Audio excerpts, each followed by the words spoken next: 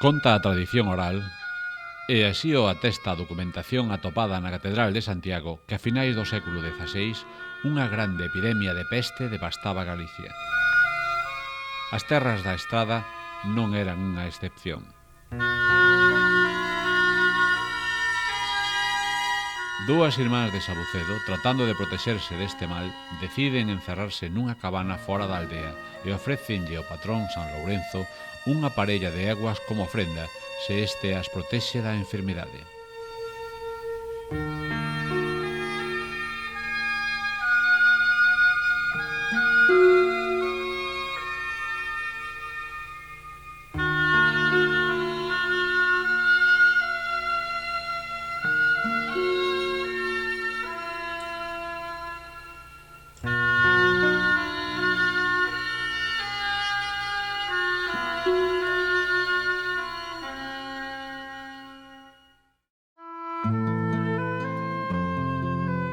Pasada a epidemia e xa fora de perigo, as dúas mulleres cumpren coa súa promesa, facendo a ofrenda mencionada. Ao non poderas manter a iglesia, deciden liberalas nos montes, onde co tempo darán lugar á Grea do Santo. Este posiblemente é a orixe que hoxe en día coñecemos como a Rapa das Vestas.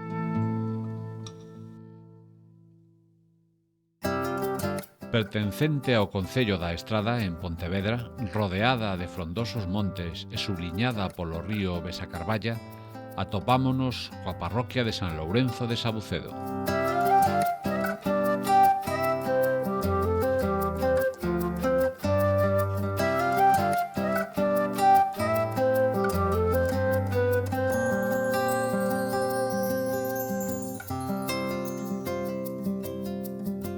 Sabucedo é unha pequena e tranquila localidade de apenas 50 habitantes, aínda que na primeira fin de semana de xullo é quen de atraer máis de 25.000 visitantes desexosos de asistir a un dos espectáculos máis puros de unión e loita entre homes e cabalos.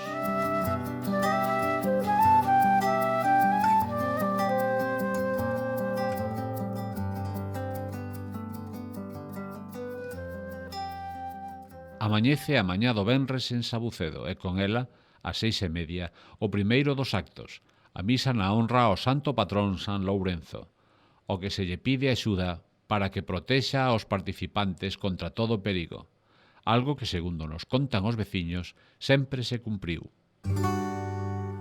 A relación da aldea e a tradición da Rapa están profundamente unidas á súa igrexa e ao seu santo patrón. Incluso hoxe en día é aceptado o feito de que os garañóns, os xefes de cada manda, teñen que ser exclusivamente do santo.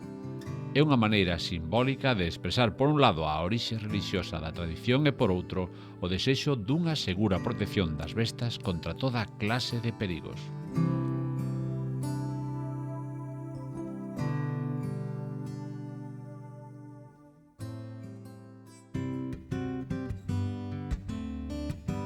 Nas súas orixes, a baixa das bestas facíase en Pentecostés, no tempo primaveral.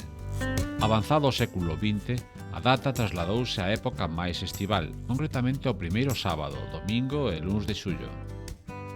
As razóns son claramente prácticas, xa que no período vacacional pódese contar coa xente nova, e cos que cada vez con maior contía viven fora da aldea. Últimamente engadiúselle unha nova modificación, a inclusión do venres. Este é o día elixido para a celebración da misa e a subida ao monte na busca dos animais. O motivo ten a súa importancia. Proporciónalles aos aloitadores, que na súa maioría suben a buscar a eguada, unha noite de descanso entre a recollida de bestas e a aloita. Pero ademais evita o estrés innecesario de eguas e poldros, moitos deles na época de aleitamento. Os mozos aloitadores e todos os veciños ou visitantes que desexen participar organízanse en grupos animosos que sairán na busca de mandas polos montes confinantes. Pouco a pouco, as diferentes greas, que así se denomina a cada manda de eguas dirixida polo seu garañón, van chegando a un primeiro punto de reunión, o peón, lugar de espera, de compartir vivencias e de repoñer forzas.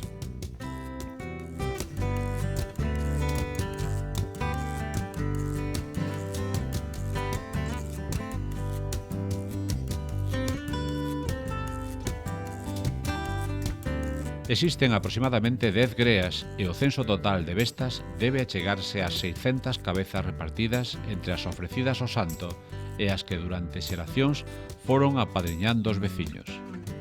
De aí as diferentes marcas, tanto en anca como en orellas, que hoxe en día podemos ver nas bestas. Estas marcas, das cales existiron rexistros ao longo do tempo, adoitan desaparecer debido á marcaxe con microchip, polo que actualmente teñen un valor simplemente simbólico. Logo de reunir todas as bestas no peón, trasládanse a un segundo punto máis próximo á aldea de Sabucedo, coñecido como Cerre do Castelo. Todos os participantes axudan con alegría e forzas renovadas nesta viaxe.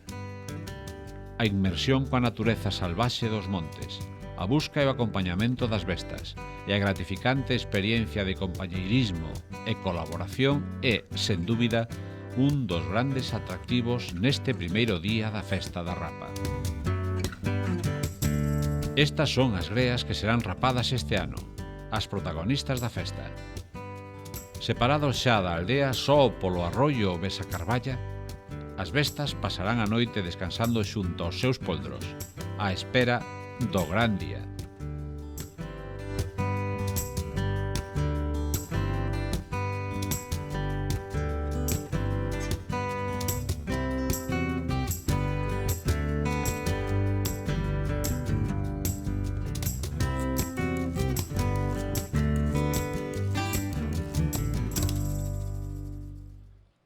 Ao mediodía do sábado procédese a condución das bestas dende o Cerre do Castelo ata o Cerre de Cataroi, xa na propia aldea, preto do Curro.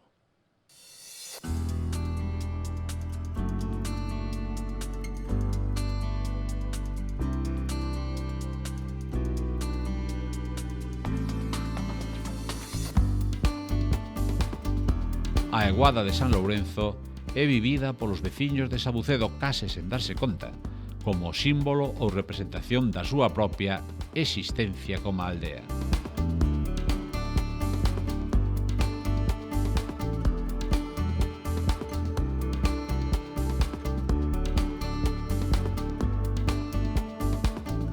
Amontoados e a galope, polo estreito camiño que penetra na aldea, os cabalos aparecen fogosos, brillantes de suor.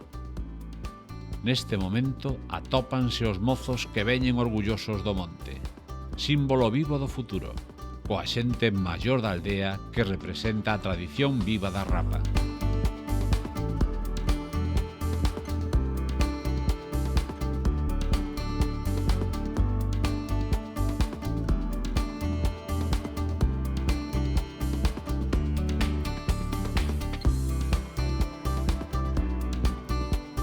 O acontecemento da rapa tivo desde moi cedo un talante festivo. E é que ata ben entrado o século XX, o gasto de viño para a festa correu sempre a cargo da Igrexa. Isto dá mostra de que desde antigo a rapa se asociou coa alegría e a festividade. Nos nosos días, a masificación e un público ansioso por ver e gozar do magnífico espectáculo da rapa contribuiu á creación dunha auténtica romaría disposta a satisfacer as necesidades, sobre todo gastronómicas, das xentes que acoden atraídas por unha festa declarada de interese turístico nacional en 1965 e dende 2007 de interese turístico internacional. Rodeados de grupos de gaiteiros e gozando das súas melodías, non poden faltar o delicioso polvo á feira, o tradicional pan de millo, as churrascadas de carne e polo ou as tradicionais rosquillas do país.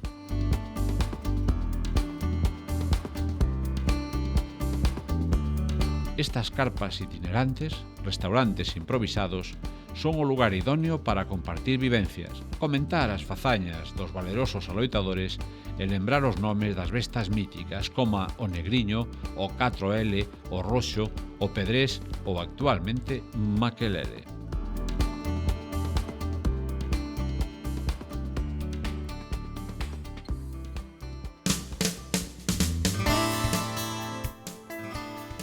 Pola tarde comeza o espectáculo. Apálpase no ambiente festivo. O foro énchese e máis que houbese. É a hora sinalada. Chega o momento. As bestas fan a súa aparición, a galope, plenas de forza, xerando expectación. As greas e aloitadores, aclamados polo público, van entrando no curro.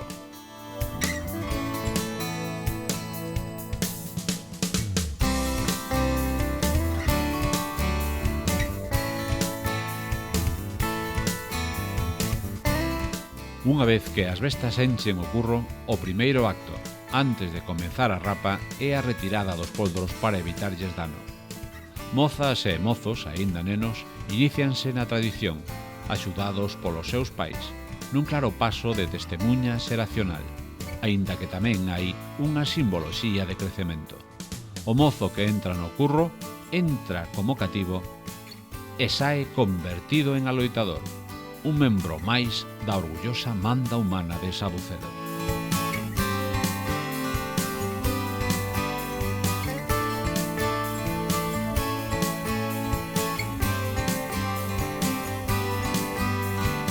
As operacións levadas a cabo no curro pola súa perigosidade e pola valentía amosada polos aloitadores son unha vivencia realmente forte, tanto para os protagonistas como para os espectadores. O espectáculo visual da rapa hipnotiza. A rapa que se practica en Sabucedo é única. Só aquí se loita sen artificios, sen cordas nin axudas de ningún tipo. O home contra a besta, forza contra forza, un choque de enerxías cheo de perigo.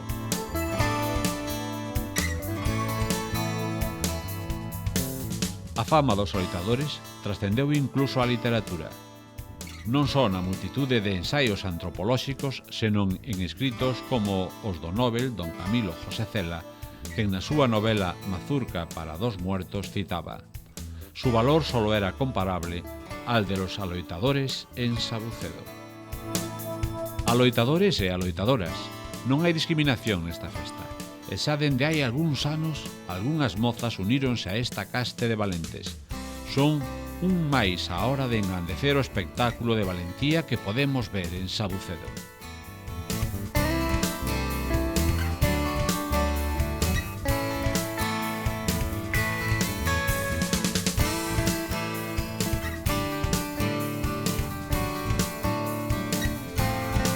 Todos os garañóns, os xefes da manda, pertencen a San Lourenzo, o que indica que son da aldea.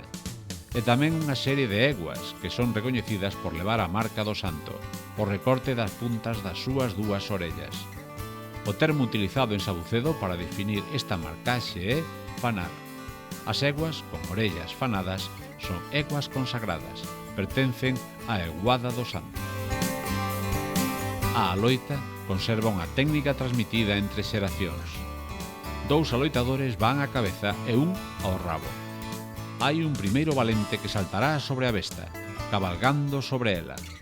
Ao momento chegará outro correndo na súa axuda, enganchándose ás crinas do animal. O que está subido no lombo da besta baixa nese momento e ambos os dous taparán o campo de visión do cabalo. Mentres tanto, un terceiro agarrará fortemente o rabo facendo unha serie de movimentos que desequilibren o animal. Unha vez inmobilizado no chan ou contra o muro, chegará o momento da rapa cunhas tesoiras especialmente deseñadas e manexadas con mestría por aqueles que xa loitaron en moreas de ocasións anteriores. O que sucede no curro non é fácil de explicar a quen non o vivira directamente algunha vez. Os aloitadores son normalmente xente de Sabucedo e de outras parroquias limítrofes, pero non constitúen ningún grupo especial ou profesional. Son, tal e como diría o filósofo Hegel, como o espírito visible da aldea que tomase forma nunha serie de individuos sobresalientes.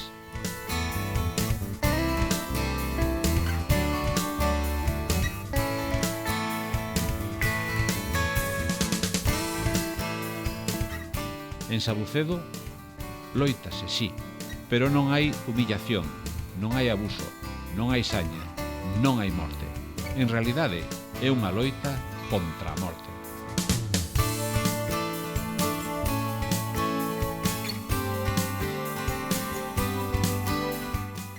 O acto final de Sabucedo é unha declaración de liberdade.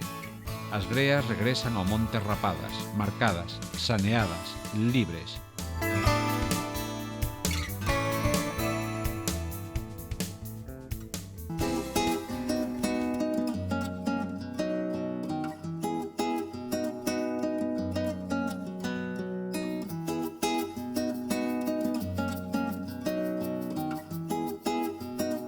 Pero a rapa é todo o ano, e non só estes 3 días. Os poucos veciños que quedan en Saucedo teñen que ocuparse dos montes por onde campan libres as bestas. Atenden os problemas que estas causan en fincas de particulares, manteñen os cerramentos, exercen de tratantes de gando na venda de poldros machos e incluso cruzan as eguas con algún cabalo que non sexa da zona para mellorar o sangue. E hai que pensar que este espectáculo é posible grazas ás bestas. O respecto, coidado e conservación destas e dos montes que habitan perpetuará para sempre esta tradición.